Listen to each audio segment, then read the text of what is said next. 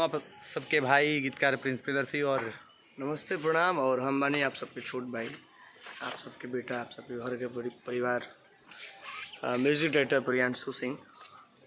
और बहुत ही खुशी के बात बाकी आज एक पोस्टर छुटल जना के नाम बा झगड़ा के घर, जौन की चैनल MMB रिकॉर्ड से छुटल बा। MMB रिकॉर्ड भोजपुरी पे गाना आई। और तो आप सबसे अनुरोध बा कि MMB रिकॉर्ड का सब्सक्राइब करी और चैनल के ज़्यादा से ज़्यादा आगे बढ़ाई। और आप सबके रिकॉर्ड मशीन यानी कि आप सबके पावर स्टार, आप सबके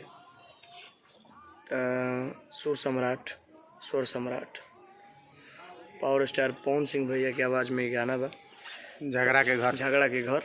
एल्बम ही झगड़ा के घर बा। एल्बम ही झगड़ा के घर बा। और साथ में गौले बाड़ी पुनीता प्रिया। तो आप सब गौले बाड़ी पुनीता प्रिया, पवन सिंह, पुनीता प्रिया, प्रियांशु सिंह, प्रिंस प्रियदर्शी और वीडियो किए हैं पवन पाल जी। सब पी 5 पी। और प्यार आशीर्वाद सबका जैसे मिलते आ रहा है, इस गाने को भी मिले और इस गाने को भी बड़ा बनाइए। और उम्मीद है कि आप लोग हमारे उम्मीद पे रहेंगे, जैसे हम लोग आपके उम्मीद पे रहते हैं।